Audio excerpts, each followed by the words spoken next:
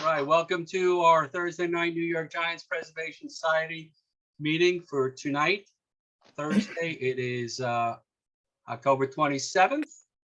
It's my grandson's birthday today. I'm very happy about that. Happy Halloween to everybody. And tonight we have Janice Petterchak, who's going to be talking about her article she wrote. And this I downloaded. Being a Sabre member, you can download the whole book. Team that time won't forget, 1951 New York Giants. Before we talk about that, a couple of things. First of all, happy Halloween to everybody. I sent everybody the Willie Mays trailer. I hope you got to watch that. If you didn't hear, I was invited out to San Francisco to see the premiere. That being said, they're having the premiere tonight in New York, and I was also invited to that. But the meeting is tonight. My grandson's birthday was today, so you know. When I hear that Willie Mays was there tonight, I'll be a little upset. But there you go, Renee. That was the story I was going to tell you. I'm sorry about that, but thank you for being here. Also, tonight's show we're going to dedicate tonight's show to one of our members who never got on these Zooms. He passed away 5 years ago. His name is Alan Abrams. He loved Don Mueller. His email was mueller22@aol.com. You guys would have loved him. He was he was one of us.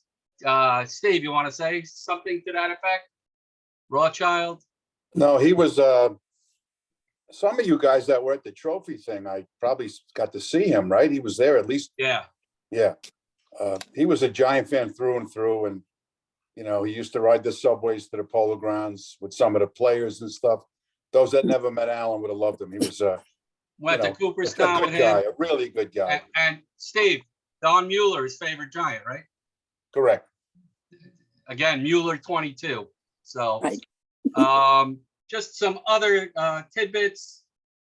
Next week we have Pat Gallagher, who was a Giant executive in the 70s and 80s and 90s and even the new administrations into the 2000s.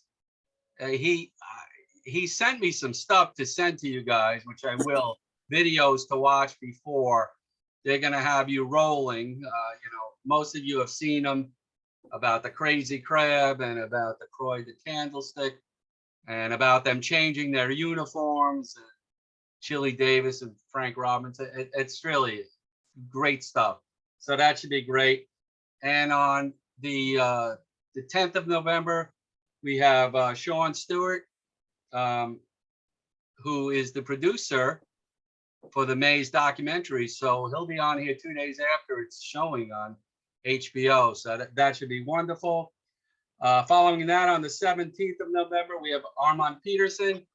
Armand's in our Zoom tonight.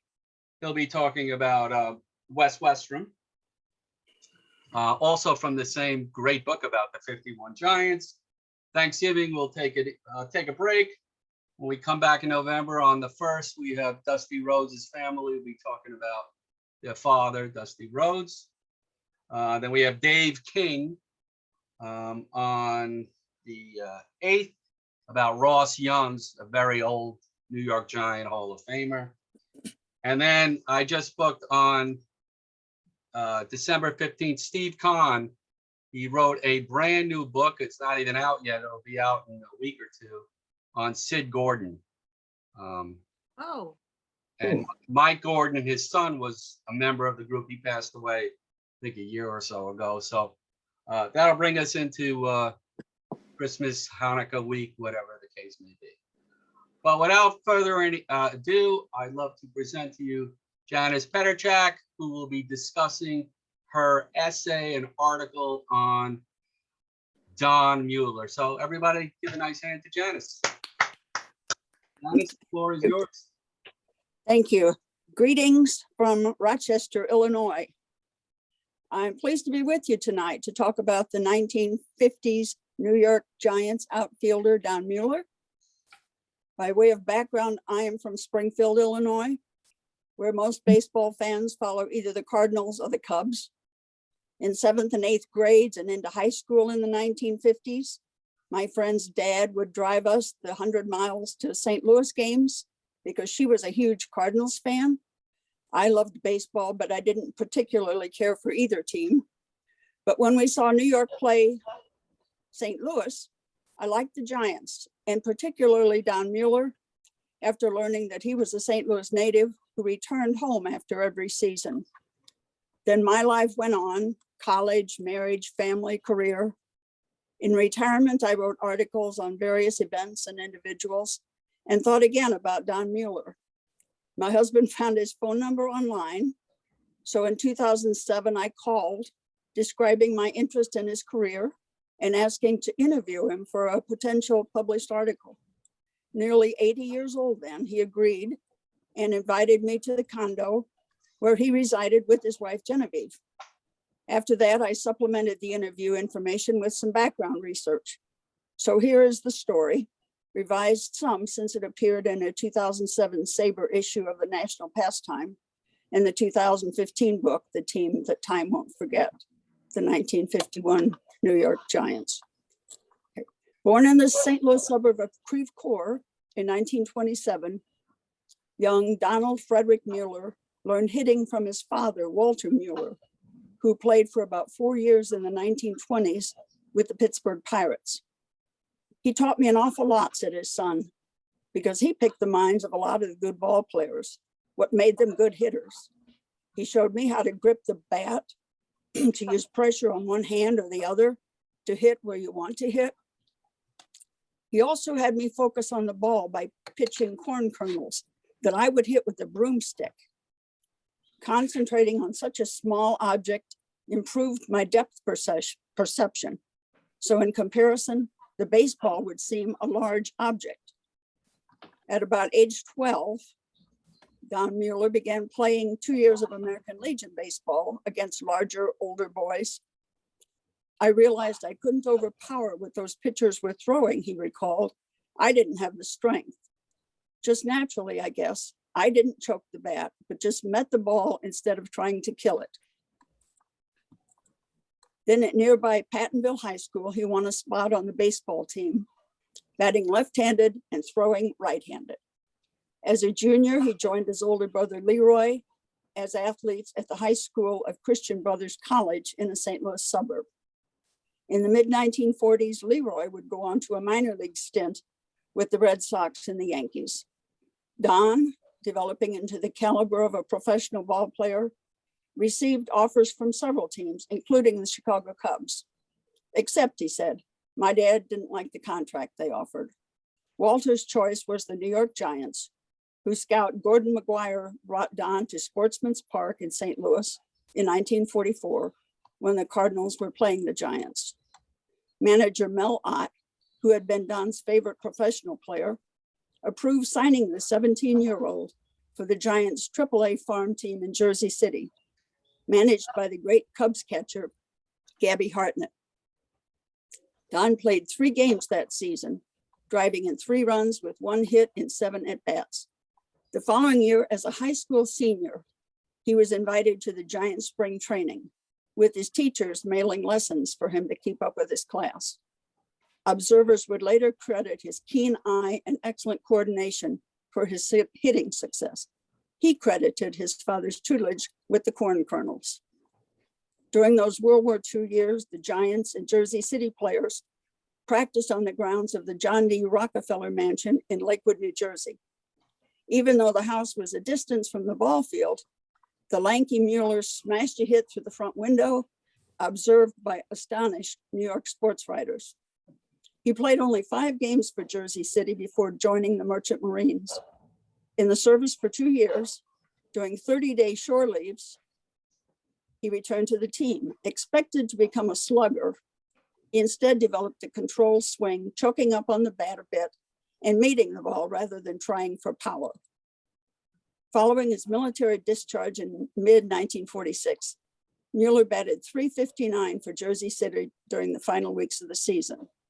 The next year, he hit .348 in a full season at Single A Jacksonville, played in 99 games at Jersey City in 1948, then batted .358 in 36 major league games at the Polo Grounds.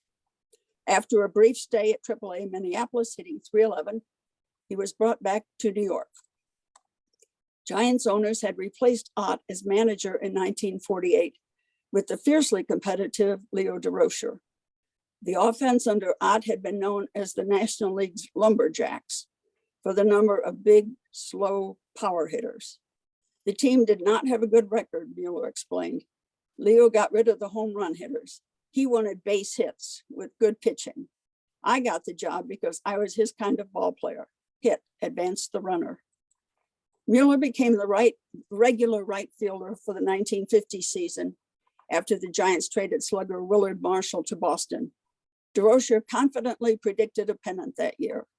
Batting third in the lineup and wearing number 22, Mueller's job was to drive leadoff hitter Eddie Stanky home and Alvin Dark to third, so that theoretically the Giants would have scored a run with 2 men on and none out, and sluggers Monty Irvin and Whitey Lockman coming to the plate.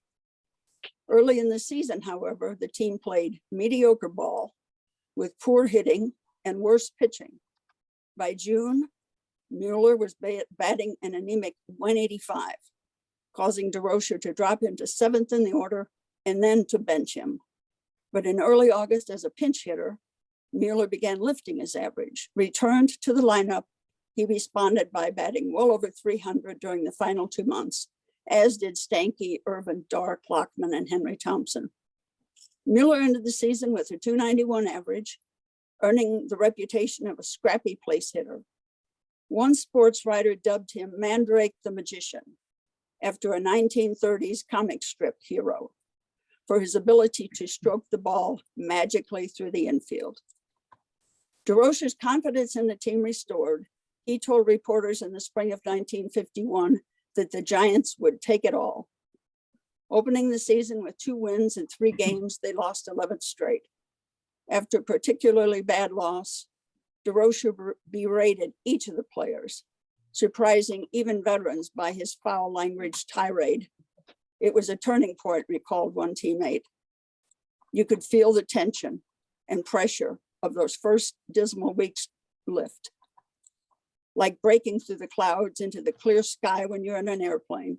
From the next day, we played fantastic ball, a winning stretch that would continue through the season, added by the talent and enthusiasm of a 20-year-old rookie named Willie Mays. Mueller, who had been among the slumping hitters, saw his average improve over the summer. Of his 65 career home runs, 5 came in 2 consecutive games on September 1st and 2nd, 1951, against the Dodgers at the Polo Grounds. The count was 1 ball and no strikes, he recalled of a memorable at bat in one of the games. Monty Irvin was on deck. He shouted to me, "We got a call in the dugout. Your wife just had a baby boy." I hit the next pitch out of the park. The new arrival was the first of 3 sons born to Don and Genevieve Mueller, who had met at Pattonville High School and married in 1949. The day following 3 home runs, Mueller was retired by Big Don Newcomb in 3 consecutive at-bats. Then in both the 6th and 8th innings, Mueller hit the ball into the stands. 5 homers in 2 games, tying a record achieved at that time only by Adrian Anson, Ty Cobb, Tony Lazzari, and Ralph Kiner. Trailing the Dodgers by 13.5 games in August, the Giants won 39 of their final 47 to end the season in a first-place tie, with the Dodgers leading 4-1 in the bottom of the 9th of the 3rd and final playoff game. Leadoff Giant Alvin Dark singled off Newcomb. Mueller took the first pitch for a ball and noticed that Dark was being held close to the first base bag. The Magician hit the next pitch sharply left of the bag, out of reach of first baseman Gil Hodges. On the single, Dark raced to third. Irvin popped up for the first out. Then, with men still on first and third, Lockman lined a double into left field. Dark crossed home plate, and Mueller, scrambling for third, slid past the bag and tore tendons on both sides of his ankle. Writhing in pain, he was carried off the field on a stretcher. His roommate, Cliff Hartung, called in as the pinch runner, was about to become a footnote to history. The Dodgers brought in Ralph Branca in relief of the tiring Newcomb. Bobby Thompson, a shy journeyman outfielder in the biggest spot of his career, stepped to the plate. Giants fans hoped for a single to tie the game. But Thompson delivered with a walk-off 3-1 homer into the left field stands. Are you still there? Yeah, we're good. Yeah. Okay. I played the whole game and got a big hit in the 9th inning, Mueller recalled. When Bobby Thompson hit his home run, the shot heard round the world. I was the only one in the clubhouse listening to it on the radio. Mueller's injury kept him from the World Series, in which Casey Stengel's Yankees won their 3rd straight championship, 4-2. Some writers believe that had Mueller been in the lineup, the Giants might have taken the series. Indeed, his right field replacement, Henry Thompson, hit only 143 in 4 games and committed 2 errors.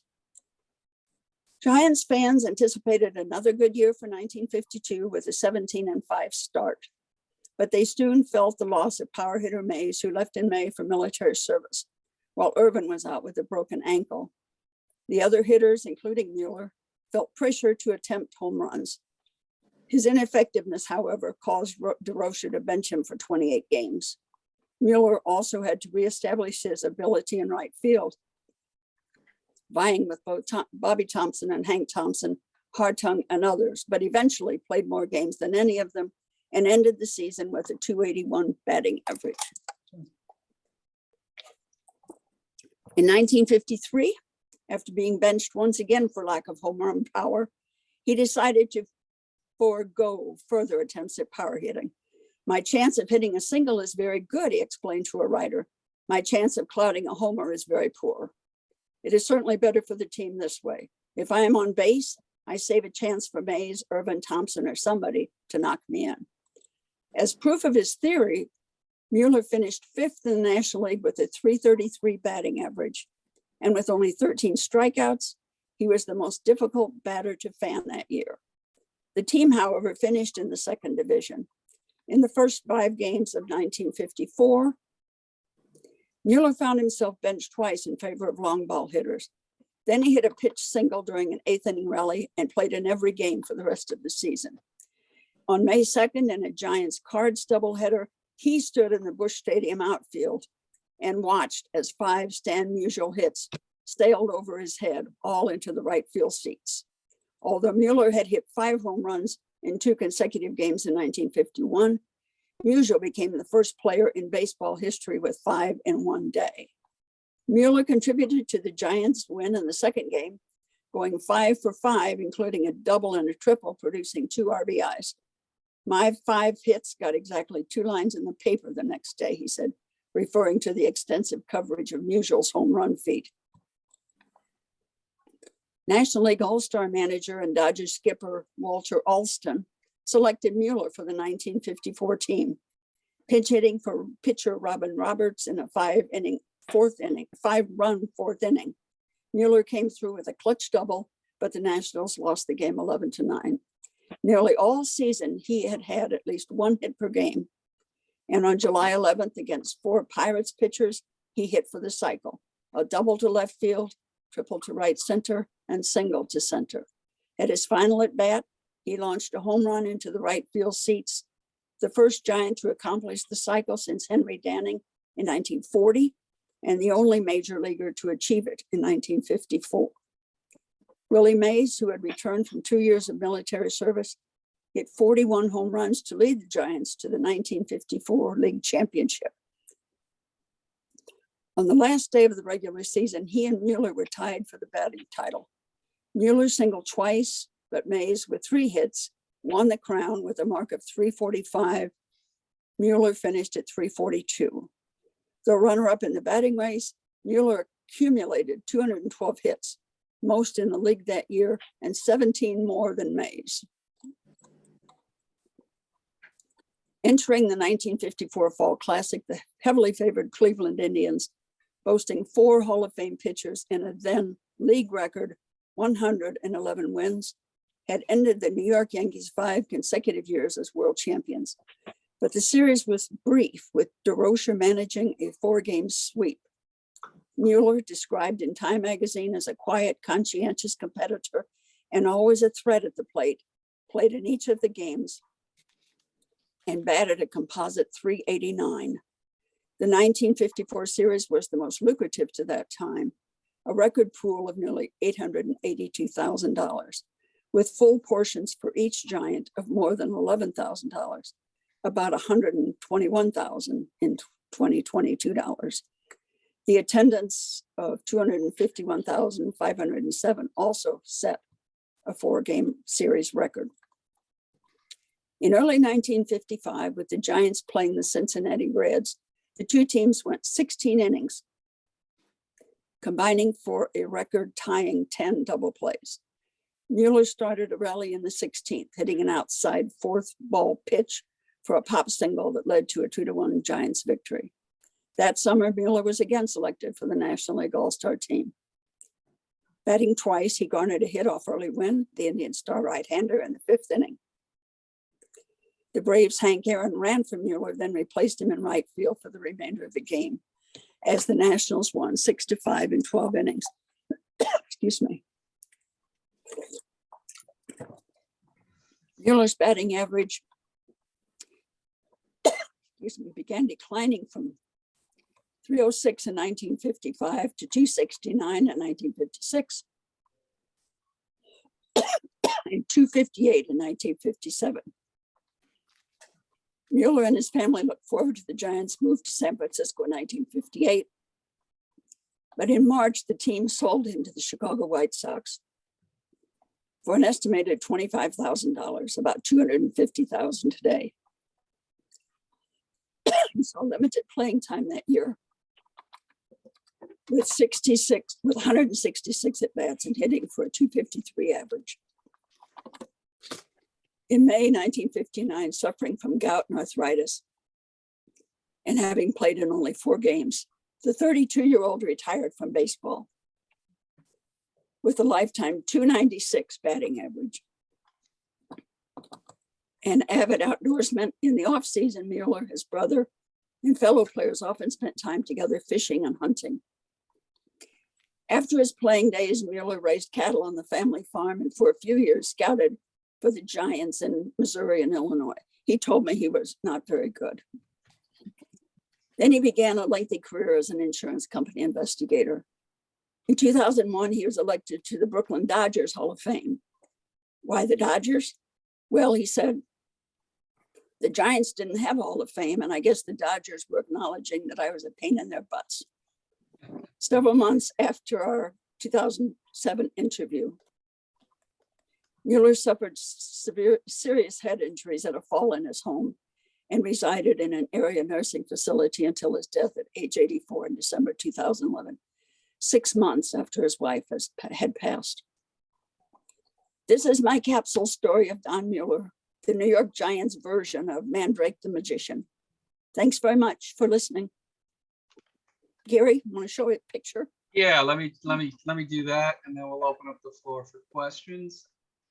Let's see if I can get to this.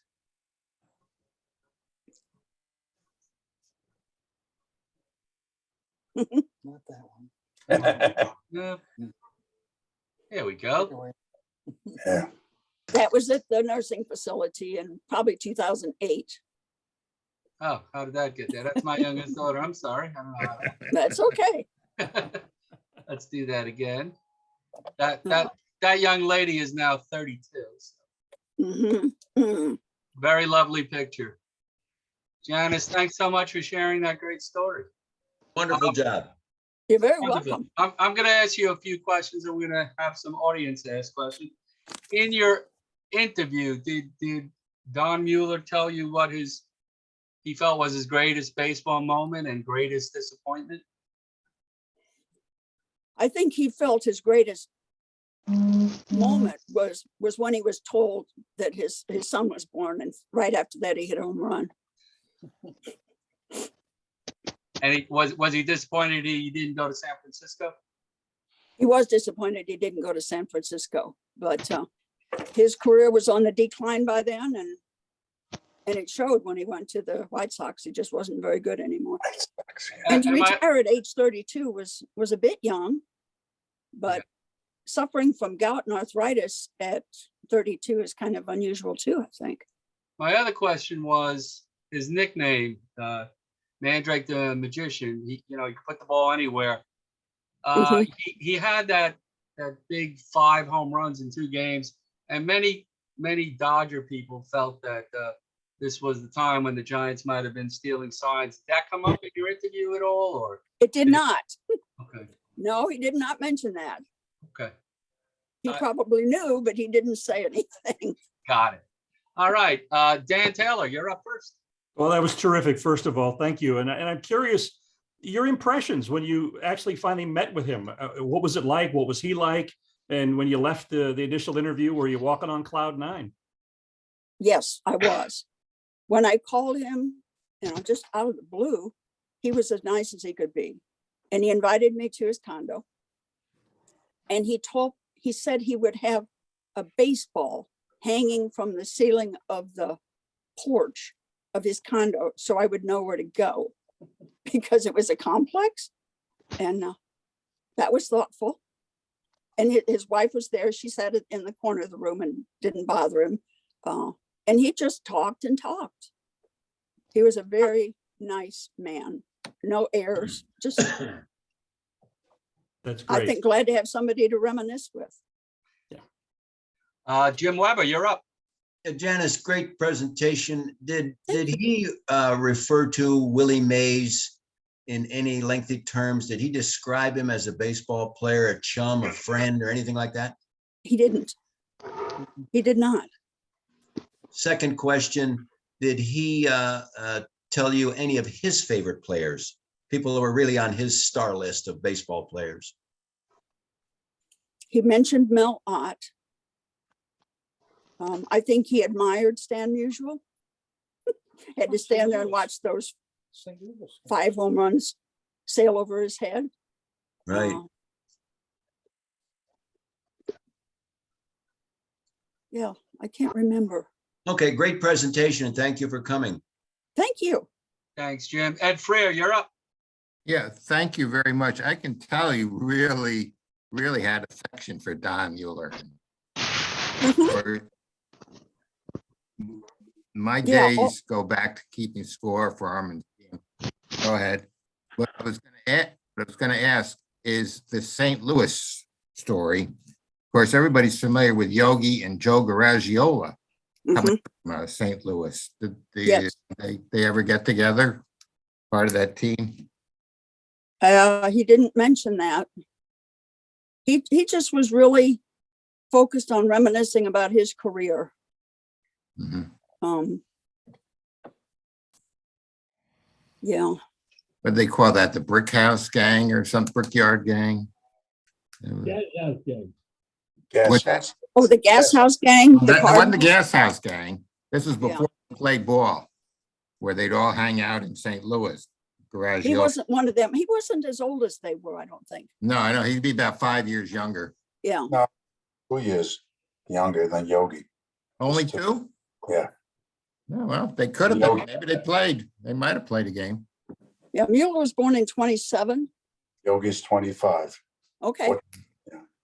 Yeah, but Yogi was on the hill in the city. And That's what I mean, Mueller the hill, was they called it. way out in the county. The hill. So as youngsters, they probably didn't know of each other.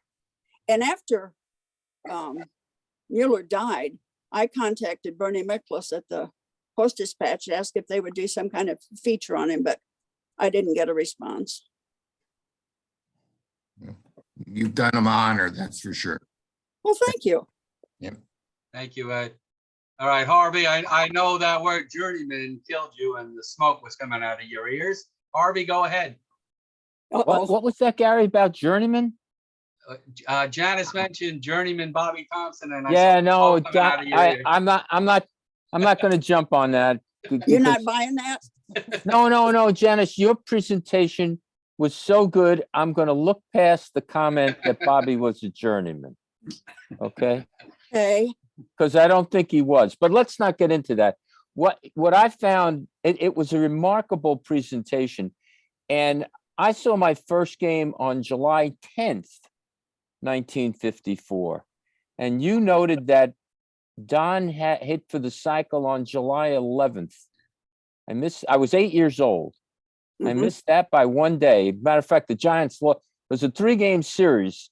And naturally, I show up when the Giants lose the only game out of the 3.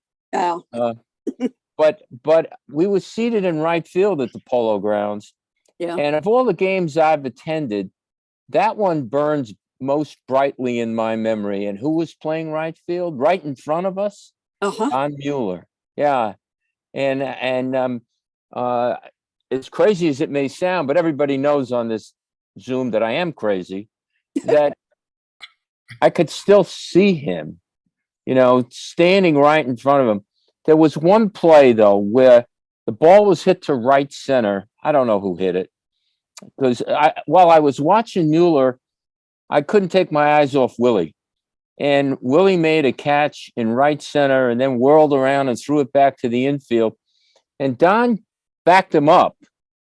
Mhm. And my dad brought a set of field glasses, because that's what he did. And I borrowed the field glasses and I put field glasses on Willie. Willie wasn't breathing at all, whereas Don was huffing and puffing a little bit. yeah, But I also remember that batting race where Willie finished at 345. And I remember that Mhm. one of the tabloids, and there were a number of tabloids, it was the Daily Mirror, the Daily News, they were following that batting race. And it's amazing that when you look at those batting averages, when I don't know who won the batting race this year, hit about below 320, and it was Willie hitting 345. And Mhm. and when you talked about his choking up on the bat, I remember that so vividly. He choked up a couple of inches off the bottom of the bat. He was a good hitter. He was a good ball player. It You know, was. Thank you very much for bringing his memory back to us. That was wonderful. Really Now, was. although he's not a Hall of Famer, not a Hall of Fame Giant, some of you guys who have seen him play, who would be equivalent to him today? Who would he be equivalent today? Yeah. Well, he's unique because he was, they call him a singles hitter. Mhm. That was a disparaging remark. I think he was a good hitter. But your right fielder today has got to hit some home runs. I mean, I don't know who I would compare him to. That's a great question, Gary. I can't answer that. Anybody out there before we go to Mars? Who's the right fielder, second baseman for the Mets? Oh, Batting three. McNeil. McNeil. I might make him comparable. He also won the batting. He won the batting title this year, McNeil. Oh, McNeil. Yeah. Thanks, guys. Mars, you're up. Thank you, Janet, for joining us. That was very interesting to highlight a player that's not a Hall of Famer, but my pop used to say he's Mr. Reliable. And most to at the Polo Grounds, we sat in the upper grandstand, which was $1.30, Right. right down the right field line, so we could see right down and look at Don Mueller. And question I have for you is, being in Illinois and close to Sportsman's Park and Mhm. field, what made you embrace Mueller instead of Stan Musial or Ernie Banks? My dad was a Cardinals fan. My mom was a Cubs fan. Everybody in the area was one or the other. I just wanted something different. And going to games in St. Louis with my friend who loved the Cardinals. One time we saw them play the Giants, and that was all it took. See the Giants, and particularly Don Mueller. I think we actually sat near right field at Sportsman's Park. Thank you. Anybody else have any questions for Janice? Steve, go ahead. Gary, you might remember this. Well, Gary and I, maybe some of the guys from the Bay Area, we were at the Giants game in San Francisco at Pac Bell at the time when they brought back the 1954 team. Without going into a whole song and dance, I found out there was 18 of them. I found out where they were staying in San Francisco, and I went there Saturday morning. And out of the 18, I think I got 14 signatures sitting in the lobby with them. Don Mueller, of course, was one. And I didn't realize that he had such a serious accident because of all the guys there. I recognized every one of them except for him until he signed for me. He had a very nice handwriting, Yes. very lovely handwriting, kind of like Rachel Robinson, same, Joe DiMaggio, et cetera, et cetera. Well, in the evening when they celebrated the return of the world champs 50 years later, John Miller introduced them one by one. And when he got to Mueller, he introduced them as Mandrake the Magnificent for his fielding prowess. That bothered me for almost a year. The following spring training, and I live in Arizona, following spring training, I went to Scottsdale Stadium and I made it my business to go up to the booth, introduce myself to John Miller and told him the story about the last year, what you said. It's Don Mueller, Mandrake the Magnificent for his fielding prowess. Had nothing to do with his fielding, it was his hitting. And Miller eloquently said, all I do is I read what they give me. Thank you for the presentation. It was delightful. As Harvey said, it's nice to bring some of these old guys back, and they don't have to be Hall of Famers. Thank you. Thank you. Anybody else with a question for Janice? Those books. Oh.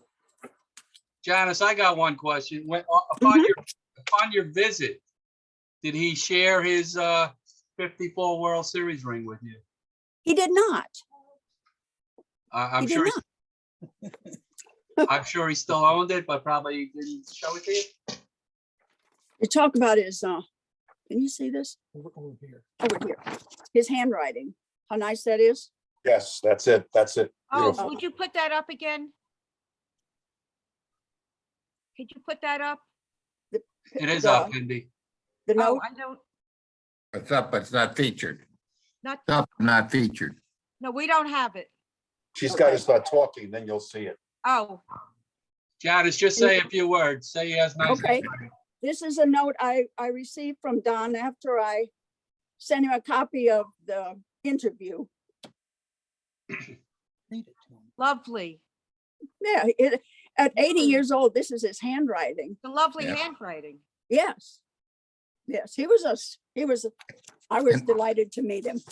Norm, kids- Norm, what grade would you give him for penmanship, Norm? An A. Come on, Gary. Come on. But I'm not a teacher, but that's an A. Was he a right-handed? Did he write? And he Righty or signed this lefty? Oh, picture to yeah. me, but the handwriting has faded. He was handsome. I remember He was, him. he was much more handsome with the cap on. I know this one woman. Steve, in fact, Okay. I was gonna ask you, Steve, if he was at the game, because I had forgot, The only one that wasn't, and he had died the Wednesday before. We were there on a Saturday with the biggest thing on television, if you remember. Yes, I do. Anyway, Ruben Gomez died the Right. Wednesday before. So there were 18 guys and, we saw the whole bit and Cashman was there and I missed him singing the song, The Catch, right? Didn't he sing that? Janice, one last question, unless anybody else has. Were you contacted about adding to this book, or you sought them Yeah. out? Yes, They contacted me, yes.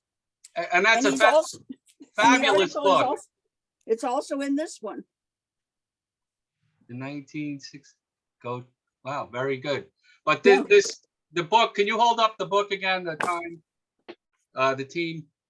Yeah, we've gotten a couple of people to speak regarding this book. We're gonna have a few more as the year goes on. This is a must buy. It's a fabulous book.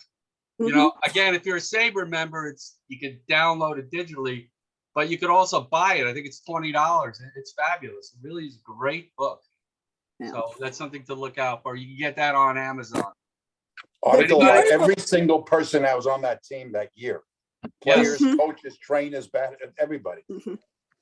Anybody else with The it? Mueller article initially appeared in this Sabre publication I have that one too. about yeah. old timers. Anybody else with a question before we wrap it up? How long has she been a Sabre member? Ask her that. I'm just, Go ahead, ask her. how long have you been a member of Sabre?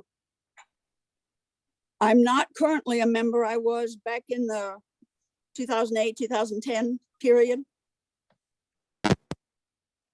Janice, listen, I know you spoke tonight, but please feel free to hop on anytime we have any other speakers that might interest you. I know you did We a need great another job. woman, Mhm. please. You did a great job considering you had to go to the library to do this, and I really can't thank you enough for Well, going out of and your I'm just way. glad the library was quiet tonight. Please thank your husband. Let's give it up for Yeah. Janice Petterchak. Thank you, Janice. Thank Really you. great, Janice. You be My well. pleasure. And we'll see each Wonderful, other sure. next week with Pat Gallagher. If anybody wants to hang out and talk baseball, we're here. You know, Good night, it'd be a everybody. good duet to have her with Barbara Ott, the two of them. Yes.